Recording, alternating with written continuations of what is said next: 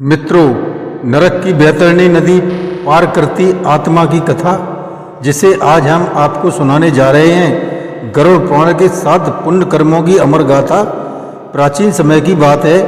एक बार मृत्यु के उपरांत आत्मा का मार्ग सरल नहीं होता। जब शरीर पंच तत्व में विलीन हो जाता है, तब आत्मा बिल्कुल अकेली हो जाती है। उस रहस्यमयी मार्ग पर जहाँ उसे एक नदी का सामना करना होता है, एक भयानक, अकल्पनीय और पीड़ा देने वाली नदी, जिसे गरुड़ पुराण में बैतरणी कहा गया है। आखिर बैतरणी नदी का रहस्य क्या है? उस रहस्य को जानने के लिए इसे अंत तक जरूर सुनें तथा सब्सक्राइब, कमेंट करके बेल आइकन दबाना न भूलें। शेयर अवश्य करें, जिससे यह रहस्यमयी प्रसंग की जानकारी सभी को प्राप्त हो सके। धन्यवाद। नमस्कार, मैं रणवीर सिंह लोटस एंटरटेनमेंट में आपका हार्दिक स्वागत करता हूं। मित्रों, गरुड़ पुराण में इसका वर्णन बड़े ही सुंदर ढंग से किया गया है। बैतरणी कोई साधारण नदी नहीं है। यह रक्त मांस की कीचड़, मलमूत्र, कांटों और अग्नि से भरी होती है। यहाँ आत्मा को उसके समस्त कुकर्मों की पीड़ा एक साथ मिलती है। जो जीवन भर पाप करता है, जो दूसरों को कष्ट देता है, जो धर्म, दया, सेवा और सच्चाई से दूर रहता है, उसकी आत्मा इस नदी को पार करते समय भयंकर चित्कार करती है, रोती है, तड़पती है, लेकिन उसे बचाने वाला कोई नहीं होता। लेकिन तभी गरुड़ जी पूछते हैं, हे भगवान, क्या कोई ऐसा उपाय है जिससे इस भयंकर पीड़ा से मुक्ति मिल सके? तब भगवान विष्णु ने बताया, हे गरुड़, अगर कोई व्यक्ति जीवन में 7 विशेष पुण्य कर्म करता है, तो उसकी आत्मा इस बैतरणी को बिना कष्ट के पार कर जाती है। गाय की पूंछ को पकड़कर जैसे बच्चा अपनी माँ की उंगली पकड़कर नदी पार करता है, तो हे गरुड़, वे 7 दिव्य पुण्य कर्म जो आत्मा को वैकुंठ के द्वार तक पहुँचा सकते हैं। जब शरीर पंच तत्व में विलीन हो जाता है, तब आत्मा एक ऐसे अदृश्य मार्ग पर अकेली खड़ी होती है, जहाँ न कोई अपना होता है, न कोई सहारा, और उसी रहस्यमयी मार्ग पर आगे बढ़ते हुए वह पहुँचती है एक भयानक रक्त और मांस से भरा, कांटों और ज्वालाओं से जलती हुई नदी के किनारे, जिसे गरुड़ पुराण में बैतरणी कहा गया है। यह नदी कोई साधारण जलधारा नहीं, बल्कि पापियों के लिए शुद्ध नरक की अनुभूति है। जो आत्मा जीवन भर धर्म, दया और सत्कर्मों से विमुख रही होती है, उसे इस नदी में घसीटा जाता है। उसकी चीखें और तड़प भी उस समय कोई सहायता नहीं कर सकती। लेकिन यदि आत्मा ने जीवन में 7 विशेष पुण्य कर्म किए हैं, तो यह बैतरणी स्वयं सहायक बन जाती है। भगवान विष्णु ने गरुड़ को बताया कि ये 7 पुण्य कर्म आत्मा के लिए स्वर्ग का द्वार खोल सकते हैं। पहला पुण्य है गोदान, जो पृथ्वी का चलता फिरता स्वरूप है। वेदों में वर्णित है कि जिस घर में गाय निवास करती है, वहाँ लक्ष्मी का स्थायी वास होता है। जब कोई व्यक्ति श्रद्धा से गाय का दान करता है, चाहे वह संपूर्ण गाय हो या गौशाला में चाया पानी देकर उसकी सेवा, तो वह फल रूप में उस आत्मा को बैतरणी पार कराने का सामर्थ्य देती है। मृत्यु के बाद वहाँ वही गाय आत्मा को अपनी पूंछ पकड़ाकर उसे नदी के पार ले जाती है, जैसे एक माँ अपने बालक को गोदी में लेकर उफनती जलधारा को पार कर जाए। दूसरा पुण्य है तीर्थ यात्रा और तीर्थदान। जब व्यक्ति श्रद्धा से पवित्र तीर्थों जैसे काशी, हरिद्वार, गया, बद्रीनाथ, पुष्कर, रामेश्वरम आदि में स्नान करता है, वहाँ ब्राह्मणों को अन्न, वस्त्र, स्वर्ण का भूमि दान करता है, तब वह अपने पूर्वजों की आत्मा को तृप्त करता है और अपने भविष्य के पथ की बाधाओं को शुद्ध करता है। गरुड़ पुराण कहता है कि तीर्थों में किया गया एक जल कण करोड़ों जन्मों के पापों को हर लेता है। तीसरा पुण्य है पिंडदान और श्राद्ध। मृत्यु के बाद आत्मा को परलोक की दिशा में सहारा चाहिए होता है, और वह सहारा उसके वंशज द्वारा किए गए तर्पण, पिंडदान और श्राद्ध से ही प्राप्त होता है। गया, हरिद्वार, प्रयाग और पुष्कर जैसे तीर्थ स्थलों में पिंडदान करने से पितृगण तृप्त होते हैं और मृत्यु के समय वे ही आत्मा की सहायता करते हैं। जो पुत्र श्राद्ध नहीं करता वह पितृ ऋण में डूबा रहता है और उसका जीवन हमेशा संघर्षों से भर जाता है। चौथा पुण्य है अन्नदान। गरुड़ पुराण में कहा गया है कि अन्न में ही परम दानम। मृत्यु के पश्चात आत्मा 11 दिनों तक भूख प्यास से तड़पती है और केवल वही आत्मा इस पीड़ा से बचती है जिसने जीवन में भूखे को अन्न दिया हो। अन्नदान ऐसा पुण्य है जिसे स्वयं देवता भी बंधन करते हैं और मृत्यु के बाद आत्मा के मार्ग पर अन्न रूपी दिव्य ऊर्जा बनकर वह शक्ति स्वयं प्रकट होती है।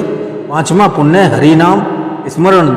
जब व्यक्ति जीवन में भगवान के नाम राम हरि गोविंद नारायण का जप करता है तो वह अंत समय में भी निडर रहता है। जो अंतिम समय में हरि नाम लेता है उसके पास यमदूत नहीं आते बल्कि विष्णु के दूत उसे लेने आते हैं और स्वर्ण विमान में बिठाकर वैकुंठ ले जाते हैं। गरुड़ पुराण के अनुसार नाम स्मरण मृत्यु को एक उत्सव बना देता है। हरे राम राम राम हरे हरे, हरे कृष्ण कृष्ण कृष्ण हरे हरे, यह मंत्र जिसे महामंत्र भी कहा जाता है भगवान कृष्ण और श्री राम के नामों का जाप है।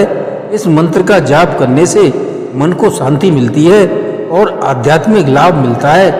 यह मंत्र कल संतारण उपनिषद में दिया गया है और वैष्णव इसे महामंत्र मानते हैं। इसका जप करने से कलयुग के बुरे प्रभावों से मुक्ति मिलती है। हरे राम राम राम हरे हरे महामंत्र में हरे का क्या अर्थ है कि 16 नामों तथा 32 वर्णों से युक्त महामंत्र का कीर्तन ही कलयुग में जीवों के उद्धार का एकमात्र उपाय है। चैतन्य उपनिषद में कहा गया है सा एव मूल मंत्रम जपति हरे इति कृष्ण इति राम इति, अर्थात इस मूल मंत्र का जप श्री हरि भी करते हैं। वही हरि जो कृष्ण है वही श्री राम है। छठा पुण्य है ब्राह्मण सेवा। ब्राह्मण दान ब्राह्मण वेदों के ज्ञाता यज्ञ करता और धर्म के स्तंभ होते हैं। जब कोई व्यक्ति श्रद्धा से ब्राह्मण को अन्न वस्त्र भूमि दान करता है तब वह अपने धर्म की रक्षा करता है और ब्राह्मणों की संतुष्टि से देवता प्रसन्न होते हैं। यह पुण्य आत्मा की यात्रा में एक दिव्य आभा बनकर उसके चारों ओर सुरक्षा कवच निर्मित करता है। सातवां और अंतिम पुण्य है तिल जल और स्वर्ण का दान, जो सूक्ष्म लोक की संगति का कारण है। तिल पितरों के लिए, जल प्यास बुझाने के लिए, स्वर्ण आत्मा की ऊर्जा बढ़ाने के लिए। ये 3 दान इतने सूक्ष्म हैं कि इनका प्रभाव मृत्यु के बाद की यात्रा में अत्यंत महत्वपूर्ण हो जाता है। तिल का दान पितरों को शांति देता है, जल का दान मृत आत्माओं की पीड़ा शांत करता है और स्वर्ण का दान आत्मा को दिव्य तेज और आभा प्रदान करता है। गरुड़ पुराण कहता है कि जो ये दान करता है उसकी आत्मा का मार्ग स्वर्ग सुगम और दिव्य बन जाता है। गरुड़ पुराण में वर्णन है कि यदि संक्रांति अमावस्या और एकादशी श्राद्ध पक्ष पूर्णिमा आदि पर्वों पर यह 3 दान श्रद्धा से किए जाएं तो आत्मा को बैतरणी पार करने में कोई विघ्न नहीं आता। ये 7 पुण्य कर्म केवल जीवन में ही नहीं बल्कि मृत्यु के बाद की यात्रा में भी प्रकाश बन जाते हैं और यह प्रकाश बैतरणी की काली धाराओं को भी शांत कर देता है। गरुड़ पुराण में भय नहीं दिखाता बल्कि जीवन के सत्य से परिचित कराता है कि मृत्यु के अंत नहीं केवल एक नई यात्रा की शुरुआत है और इस यात्रा को सफल बनाना हमारे अपने वर्तमान कर्मों पर निर्भर है।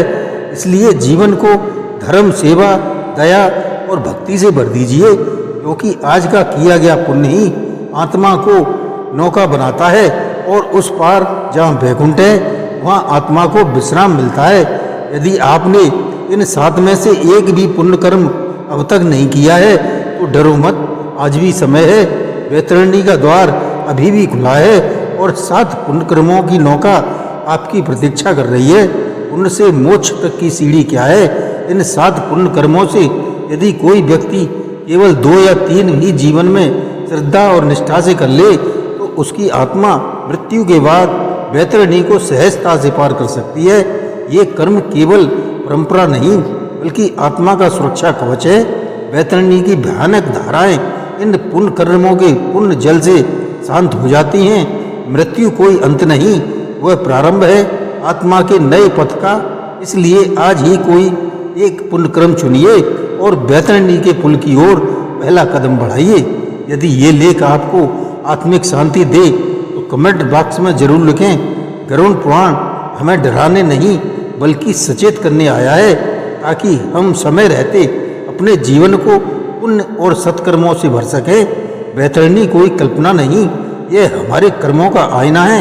यदि जीवन में ये दिव्य 7 पुण्य कर्म अपनाए जाएं, गोदान, तीर्थदान, पिंडदान, अन्नदान, हरि स्मरण, ब्राह्मण सेवा और तिल जल एवं स्वर्णदान, तो मृत्यु ही मुस्कुराहट में बदल सकती है।